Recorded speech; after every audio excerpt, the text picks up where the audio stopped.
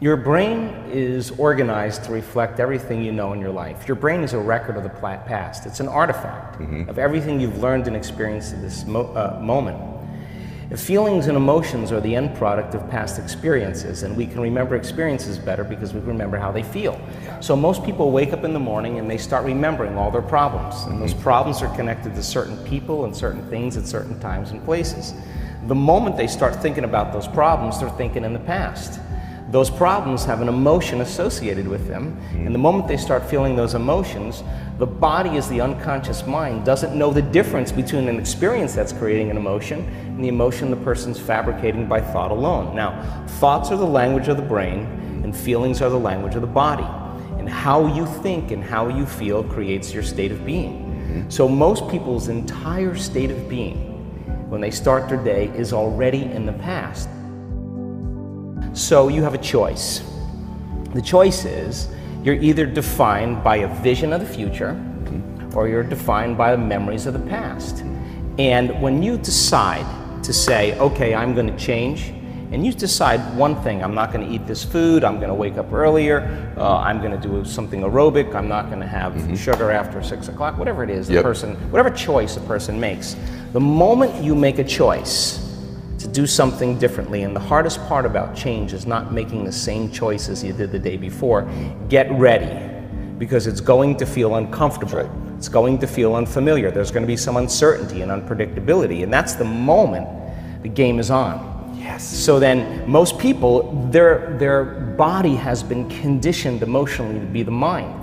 So now the body says, wow, I'd rather hang on to my guilt than take a chance and possibility. I'd rather live in fear than trust in the unknown. So once the person feels uncomfortable, the body goes, whoa, wait a second, we're out of the program here, and body starts influencing the mind. That's right. So it says, start tomorrow, you'll never change, you don't have the money to do this, you're not good enough, your mother told you were this, your father's fault, it's your ex's fault, you know, all of the voices that come up. Now here's the deal, if you respond to those voices, those same thoughts as if they're true, by the way, they're always going on behind the scenes of your awareness, but now they're amplified because you're outside your comfort zone.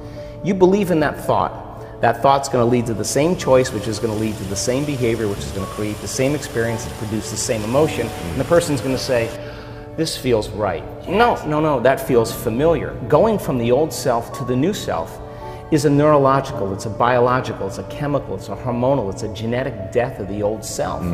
And people will say to me, in that void, in that unknown, I can't predict my future. And I'll say to them, the best way to predict your future is to create it. Not from the known, but from the unknown. I love it. So close your eyes now and think about that vision. Once you start thinking about that vision of your future, you're activating the creative centers in your brain. And naturally, you begin to think about putting yourself in the scene. And the act of doing that, when you're truly passionate and truly present, the moment you're defined by that vision, when the thought in your mind becomes the experience, you begin to feel the emotion of the event before it's made manifest. Now, you're giving your body a sampling, a taste of the future. And now, if a thought and a feeling create a new state of being, you're combining a clear intention with an elevated emotion, and now you're beginning to change your biology, and you're seeing a whole new landscape that you could never see before because you're no longer viewing your future through the lens of the past. I love this. Now, this requires then something really specific, because most people will wait for their wealth to feel abundance. They'll wait for their success to feel empowered. They'll wait for their new relationship to feel loved. They'll get all these things when. Yes. So think about that. The absence of getting those things causes people to live in lack their entire life. And so they're waiting for something outside of them to change how they feel inside of them. And if they're not creating a new life, then they're not applying the proper principles, then they keep all their manifestations, all their dreams at arm's length.